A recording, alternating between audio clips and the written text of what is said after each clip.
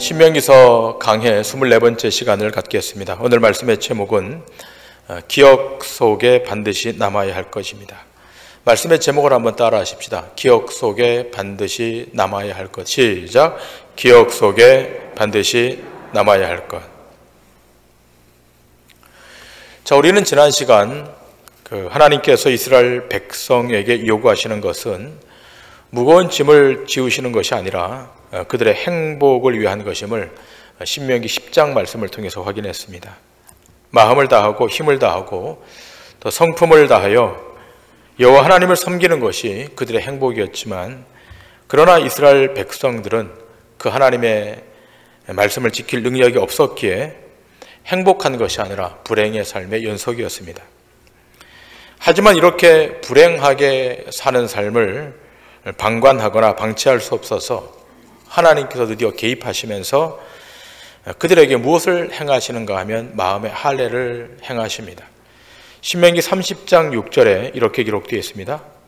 내 하나님 여호와께서 내 마음과 내 자손의 마음에 할례를 베푸사 너로 마음을 다하며 뜻을 다하여 내 하나님 여호와를 사랑하게 하사 너로 생명을 얻게 하실 것이며, 하나님께서 이스라엘 백성의 마음에 또 그 다음 세대 그 자손의 마음에 할례를 베푸시겠다라고 말씀하십니다. 이스라엘 백성들은 그 몸에 할례를 행하여 그 증표가 있다고 대단한 자부심을 가졌는데, 결국은 마음의 할례를 받지 못한 까닭에 하나님 말씀 앞에 불순종하는 결과를 초래할 수밖에 없었습니다. 그것은 그들의 역사가 증명하고 있지 않습니까?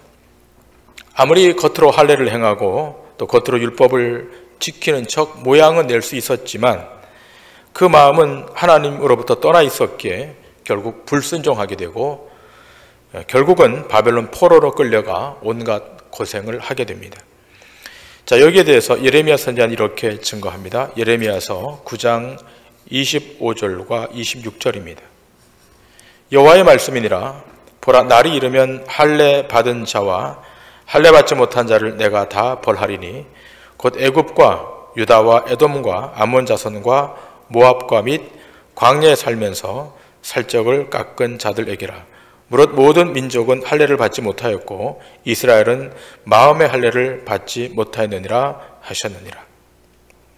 자, 외형적으로 할례를 받은 자나 또 받지 못한 자나 다 심판, 벌을 받게 될 것이라는 겁니다.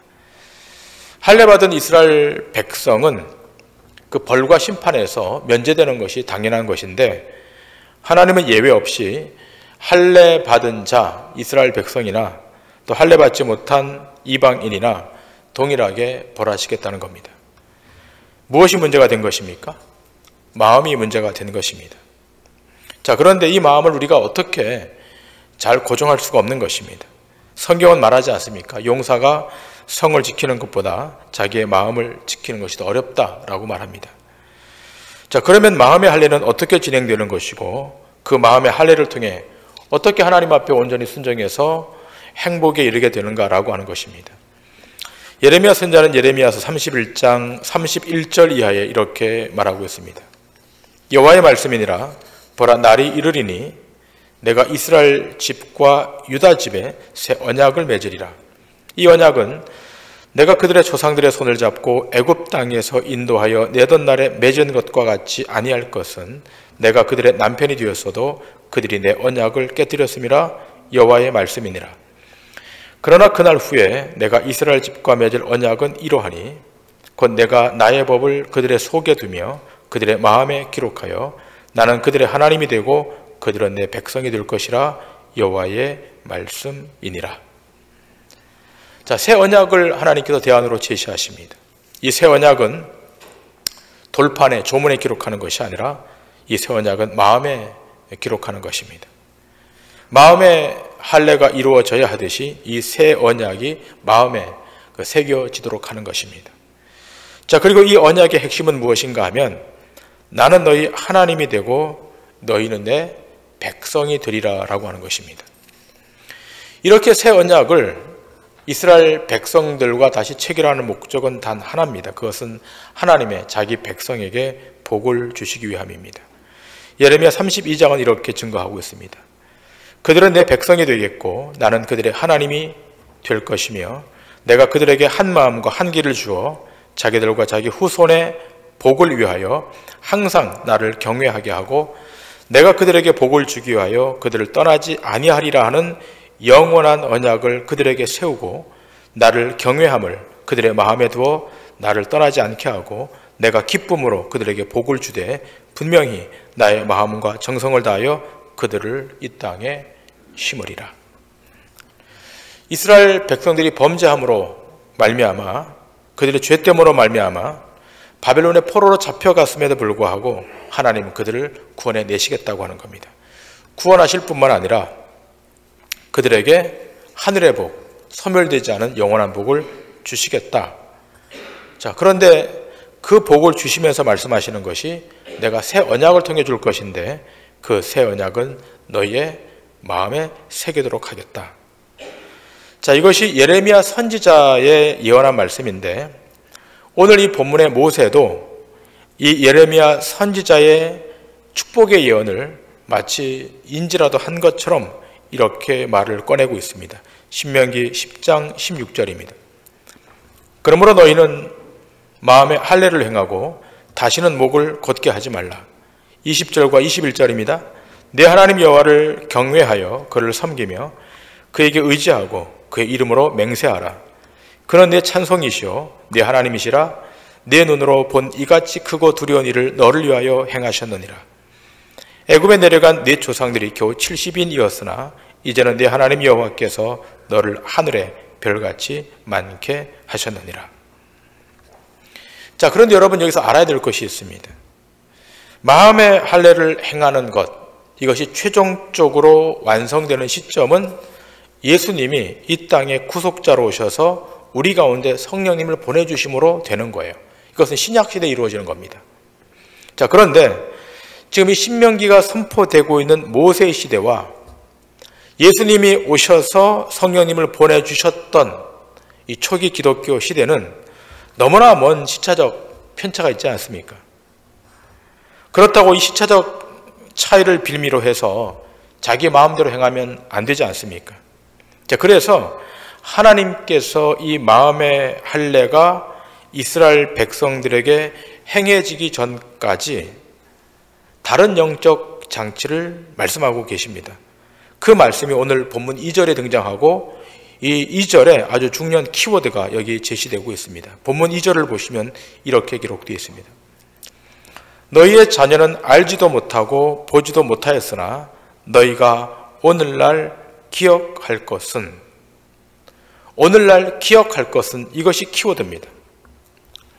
여러분, 지금 이 메시지는 지금 1세대 이스라엘 백성보다는 앞으로 세대, 2세대, 3세대를 염두에 두고 선포되는 말씀입니다. 자, 본문 2절 서두에 기록된 바와 같이 너희의 자녀는 알지도 못하고 보지도 못하였기에, 너희 자녀가 알지도 못하고 보지도 못하였기에 그런 까닭에 더더욱 이것을 기억하도록, 생각하도록 전달해야 된다는 것입니다. 이것이 좀 중요한 키워드로 제시되고 있습니다. 여러분, 지금 이 세대, 우리 자녀 세대들이 과거 역사를 잘 기억하지 못하는 약점이 있지 않습니까? 6.25 전쟁이 어땠었는지, 또 군사 독재 체제가 어땠었는지, 또 민주화 운동이 어땠었는지를 잘 모르고 삽니다. 또 부모들이 자녀들에게 이것을 잘 가르치지 않습니다. 어떻게 해서든지 이 시대에서 살아남을, 생존 경쟁에서 이길 비법을 가르칠 망정, 역사가 무엇인지, 바른 삶이 어떤 것인지 그런 거를 잘 가르칠 틈도 없고 또 여력도 없습니다.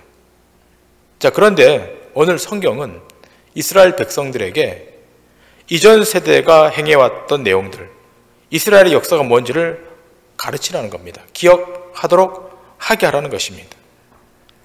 하나님의 주권적 행하심이 어떻게 진행되었는지를 인지토록 하라는 것입니다.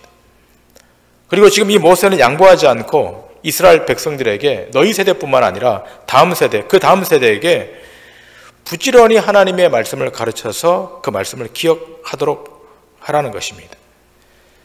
그 기억하도록 하라고 하는 그 장치가 결국은 그들의 삶이 생존케 되고 보장케 되는 유일한 대안이라는 것입니다. 너희가 스스로의 힘과 능력으로 존립하고 자립하는 것이 아니라 하나님의 말씀을 듣고 순종하여 그로부터 오는 그 능력과 은혜로만 승리할 수 있다는 것입니다. 그래서 지금 모세는 2절 이하에 이스라엘 백성들이 기억해야 될 내용을 아주 구체적으로 제시하고 있습니다. 자, 본문 2절부터 7절까지의 말씀입니다.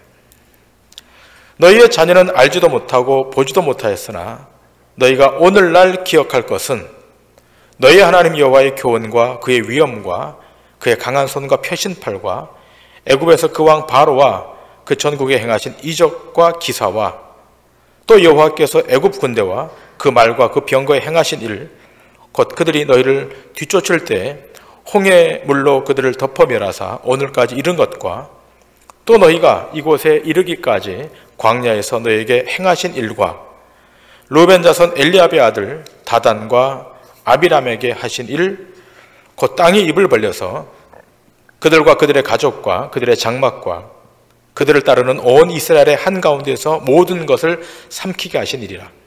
너희가 여호와께서 행하신 이 모든 큰 일을 너희의 눈으로 보았느니라. 기억해야 될 두 가지 내용을 제시하는데 그 첫 번째는 출애굽의 여정을 기억하라는 것입니다. 또 하나는 광야 40년의 여정을 통해서 하나님께서 행하신 일을 기억하되 그 행하신 일 가운데 하나가 다단과 아비람의 사건을 꼭 기억하라는 겁니다. 자, 먼저는 출애굽의 여정입니다. 이스라엘 백성이 출애굽할 때 왕은 이집트의 바로 왕입니다. 당시 세계 최강대국의 통치자입니다. 이 바로 왕을 그 이집트 왕조사에서는 투트모스 3세라고 추정합니다. 이 바로 왕에게 누구도 감히 저항하거나 대항할 수 없는 그야말로 고대 근동의 절대 권력자입니다. 자, 그런데 하나님께서 손을 대십니다. 무엇으로 손을 대시는가 하면 10가지 재앙을 동원하셔서 손을 대십니다. 그 재앙이란 사람의 힘으로 감당해낼 수 없는 초자연적인 재앙입니다. 바로 왕의 장자까지, 왕의 세자까지 죽어나가는 엄청난 재앙입니다. 뿐만 아니라 홍해를 건너는 이스라엘 백성들을 추격해오는 애굽 군대가 다 이 홍해바다 한가운데 몰살되는, 수장되는 그런 일이 벌어집니다. 하나님의 주권적인 손이 여기에 개입합니다. 하늘과 땅에 전능한 통치자의 손이 역사 안으로 지금 밀고 들어가는 것입니다. 이러한 전격적인 애굽의 탈출사를 통해서 이스라엘만이 아니라 이방 나라들까지 여호와 하나님이 만유의 주시고 만군의 주이심을 모두 알게 되는 놀라운 사건이 벌어진 것입니다. 이 출애굽의 여정을 너희 다음 세대는 꼭 알아야 된다는 것입니다. 이것을 기억해 하라고 지금 모세가 이스라엘 백성들에게, 1세대 이스라엘 백성들에게 말하고 있는 것입니다. 또 하나는 광야 여정입니다. 이스라엘 백성들이 40년 동안 이 광야 여정을 가면서 얼마나 많은 사건 앞에 부딪힙니까? 자, 그런데 그 수많은 사건 가운데 유독 하나님께서 한 가지 사건을 기억하라고 말씀하는데 그 사건이 다단과 아비람이 반역한 사건입니다. 자, 본문 6절에 이렇게 기록되어 있지 않습니까? 루벤 자손 엘리압의 아들 다단과 아비람에게 하신 일, 곧 땅이 입을 벌려서 그들과 그들의 가족과 그들의 장막과 그들을 따르는 온 이스라엘의 한가운데서 모든 것을 삼키게 하신 일이라. 자, 이 광야 여정 가운데 수많은 사건들이 있었지만 그 사건들은 뒤로 밀어놓고 유독 한 가지 사건, 엘리압의 아들 다단과 아비람이 반역한 이 사건은 반드시 기억해 하라는 것입니다. 자, 그렇다면 여러분, 이 다단과 아비람의 사건이 어떤 사건인가? 자, 이 사건의 내용은 전말은 민수기 16장에 훨씬 더 구체적으로 기록되어 있습니다. 민수기 16장에 보면 이 다단과 아비람 말고 또 한 사람이 등장하는데 그가 바로 고라입니다. 자, 이 고라는 레위 지파고 이 다단과 아비람은 르우벤 지파입니다. 자, 그런데 고라가 보기에 자기와 같은 지파인 모세와 아론이 모든 지도력을 독점해서 행하는 거예요. 그러니까 이것이 고라 마음에는 썩 유쾌하지 않았던 것입니다. 늘 마음에 어떤 그런 원망이 있고 열등감이 있었습니다. 자, 여기서 우리가 기억할 것이 있습니다. 이스라엘의 12지파 가운데 장자 지파가 어느 지파입니까? 르우벤 지파입니다. 자, 이 르우벤 지파의 다단과 아비람이 여기 등장합니다.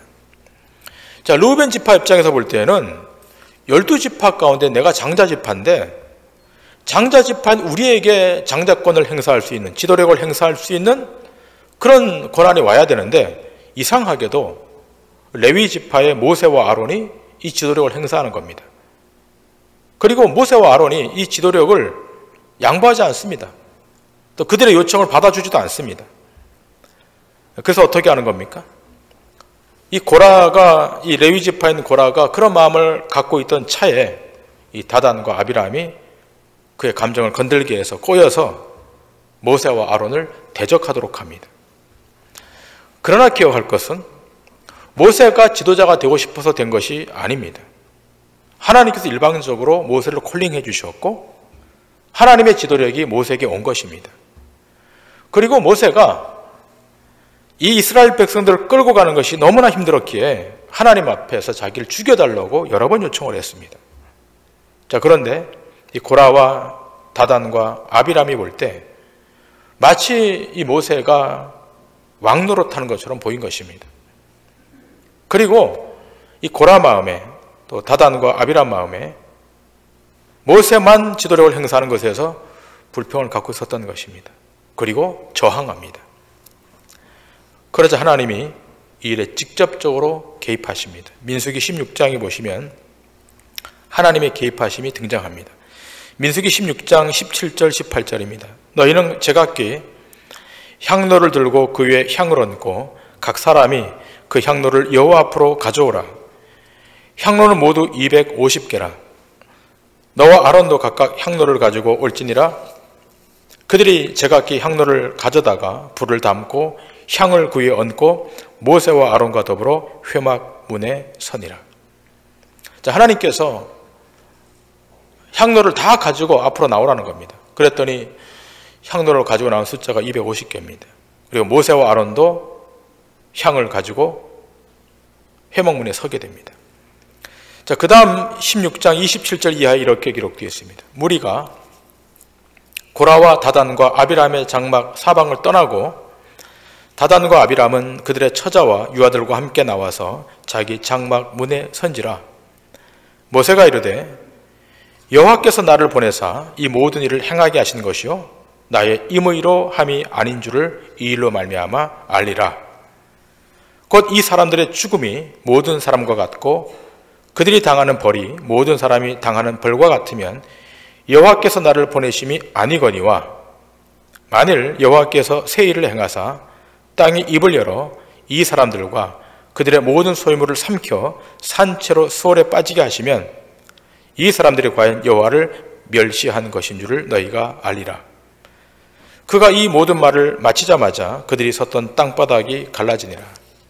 땅이 그 입을 열어 그들과 그들의 집과 고라에게 속한 모든 사람과 그들의 재물을 삼키매 그들과 그의 모든 재물이 산채로 수월에 빠지며 땅이 그 위에 덮이니 그들이 회중 가운데서 망하니라. 그 주위에 있는 온 이스라엘이 그들의 부르짖음을 듣고 도망하여 이르되 땅이 우리도 삼킬까 두렵다 하였고 여호와께로부터 불이 나와서 분향하는 250명을 불살랐더라. 자, 이 고라 자손이 250명의 고라 자손이 향로 250개를 들고 나왔는데 그 향로에서 불이 나와서 그들 다 살라버리는 겁니다. 다단과 아비람의 장막은 산채로 땅에 휩쓸려 땅속으로 들어가 버립니다. 고라 자손은 불타서 죽고 다단과 아비람의 족속들은 산채로 다 땅속에 들어가서 다 죽게 됩니다. 자, 그들의 죽음이 일반적인 죽음이 아닌 특별한 하나님의 징계, 심판으로 나타난 죽음이었습니다. 자, 이렇게 고라와 다단과 아비람이 심판을 받아 처참하게 소멸되었다면 이스라엘 백성들이 회개하고 하나님 앞으로 돌아와야 되지 않겠습니까? 그러나 오늘 본문을 보면 그렇지 않음을 알 수 있습니다. 그 다음 날입니다. 이스라엘 백성 모두가 다 나와서 그들을 죽게 한 모세와 아론을 향해서 원망합니다. 왜 죽게 했냐고, 왜 진멸시켰냐고 항변합니다. 이 광경을 하나님이 목도하고 계시다가 그 하나님의 분노가 하늘 끝에 이르게 됩니다. 그리고 말씀하십니다. 내가 이들을 순식간에 멸하여 다 없애버리겠다. 하나님의 분노가 임하기 시작합니다. 이때 모세가 아론을 불러 세웁니다. 그리고 아론에게 명령합니다. 너는 향로를 들고 백성 사이를 걸어가라. 이미 하나님께서 진노하심으로 연병이 시작되었기 때문에 빨리 이 향로를 들고 백성 사이를 걸어가라고 명령합니다. 자, 그 내용이 민수기 16장 44절 이하에 기록되어 있습니다. 여호와께서 모세에게 말씀하여 이르시되 너희는 이 회중에게서 떠나라. 내가 순식간에 그들을 멸하려 하노라 하시매 그 두 사람이 엎드리니라. 이에 모세가 아론에게 이르되 너는 향로를 가져다가 제단에 불을 그것에 담고 그 위에 향을 피워가지고 급히 회중에게로 가서 그들을 위하여 속죄하라. 여호와께서 진노하셨으므로 연병이 시작되었음이니라. 자, 모세가 아론에게 명령합니다. 향로를 들고 이스라엘 백성과 하나님 사이를 지나도록 해라. 그래서 아론이 명을 받고 그 향로를 들고 백성 사이를 지나갑니다. 그러자 연병이 그칩니다. 그러나 이미 하나님의 진노가 시작되었기에 오늘 성경 본문을 보니까 그 하나님의 진노로 14,700명이 죽어나갔다고 성경은 기록하고 있습니다. 민수기 16장 48절 이하입니다. 죽은 자와 산자 사이에 섰을 때 연병이 그치니라. 고라의 일로 죽은 자 외에 연병에 죽은 자가 14,700명이었더라. 연병이 그침에 아론이 회막문 모세에게로 돌아오니라. 자, 이 사건, 고라와 다단과 아비람의 이 사건을 지금 모세가 2세대 이스라엘 백성에게 반드시 기억하도록 하라고 명령하고 있습니다. 이 사건을 기억시키라는 겁니다. 자, 다시 오늘 본문으로 돌아가서 신명기 11장 8절과 9절이 이렇게 기록되어 있습니다. 그러므로 너희는 내가 오늘 너희에게 명하는 모든 명령을 지키라. 그리하면 너희가 강성할 것이요 너희가 건너가 차지할 땅에 들어가서 그것을 차지할 것이며 또 여호와께서 너희의 조상들에게 맹세하여 그들과 그들의 후손에게 주리라고 하신 땅 곧 젖과 꿀이 흐르는 땅에서 너희의 날이 장구하리라. 8절에 어떤 접속사로 시작합니까? 그러므로라고 하는 접속사로 시작합니다. 이 그러므로는 앞에 있는 걸 다 결론 짓는 접속사 아니겠습니까? 어떤 말입니까? 두 가지 일, 출애굽의 여정과 다단과 아비람의 사건, 이것을 기억하라고 하는 겁니다. 이것을 기억해야 될 이유는 장차 들어가서 살 땅, 가나안 땅에서 어떻게 살아야 되는가를 미리 공지하는 거예요. 그 땅에 들어가 살아야 될 삶의 원리가 어떠한지를 미리 알려주는 거예요. 그 땅의 주권자는 누구시다?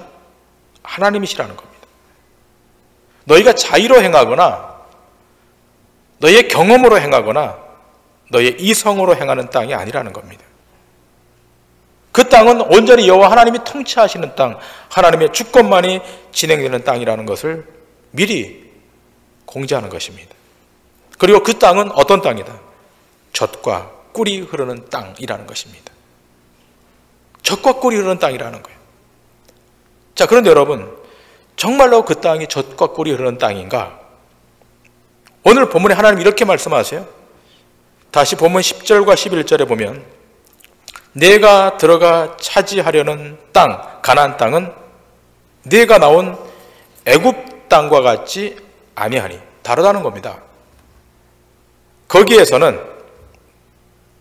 애굽 땅에서는 너희가 파종한 후에 발로 물대기를 채소밭에 댐과 같이 하였거니와 너희가 건너가서 차지할 땅 가나안 땅은 산과 골짜기가 있어서 하늘에서 내리는 비를 흡수하는 땅이요.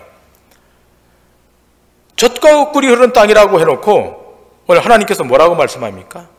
너희가 건너가서 차지할 그 가나안 땅은 산과 골짜기가 있어서 하늘에서 내리는 비를 다 흡수해버리는 그런 땅이라는 거예요. 그러나 너희가 전에 거했던 그 애굽 땅은 어떤 땅이라는 겁니까?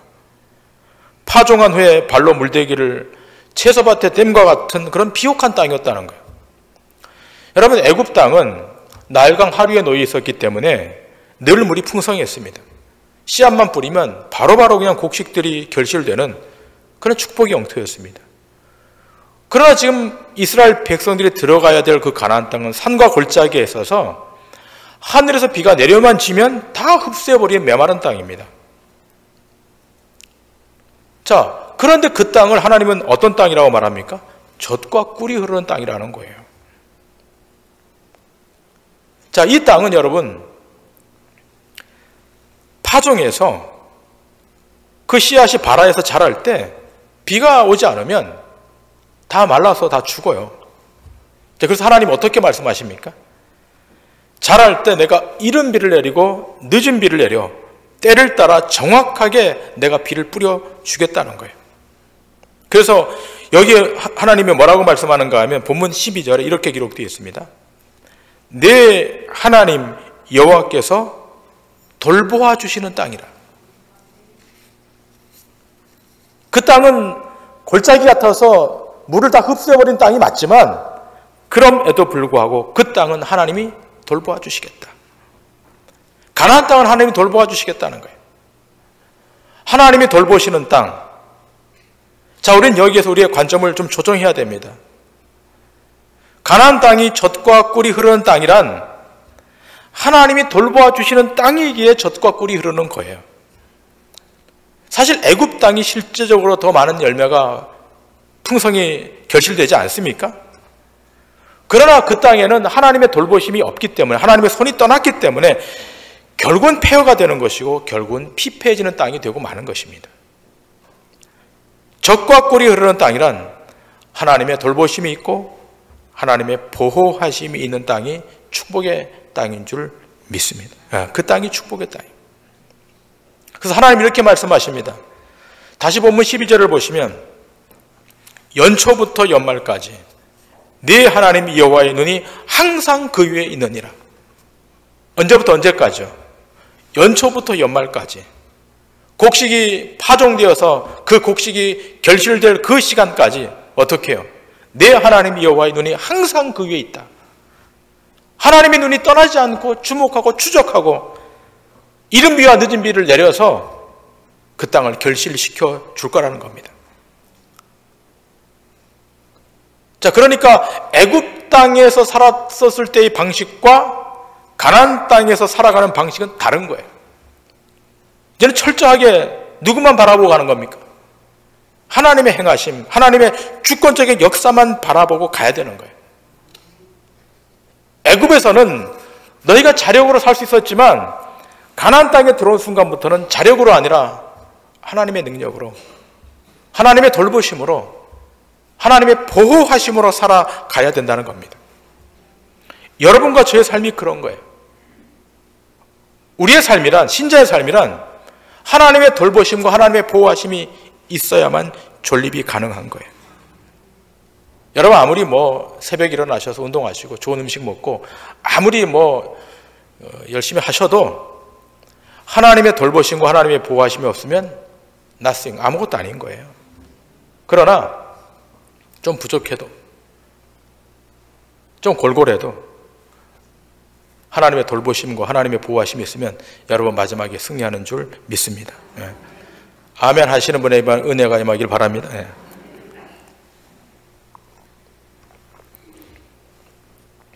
자, 그럴 때 여러분 어떤 복이 많은가? 오늘 보면 14절과 15절에 이렇게 기록되어 있습니다. 여호와께서 너희의 땅에 이른 비 늦은 비를 적당한 때에 내리시리니 너희가 곡식과 포도주와 기름을 얻을 것이요 또 가축을 위하여 들에 풀이 나게 하시리니 네가 먹고 배부를 것이라. 한 걸음 더 나아가 시편 기자는 이렇게 말합니다. 시편 65편 9절 이하입니다. 땅을 돌보사 물을 대어 심히 윤택하게 하시며 하나님의 강에 물이 가득하게 하시고 이같이 땅을 예비하신 후에 그들에게 곡식을 주시나이다. 주께서 밭고랑에 물을 넉넉히 대사 그 일항을 평평하게 하시며 또 담비로 부드럽게 하시고 그 싹에 복을 주시나이다.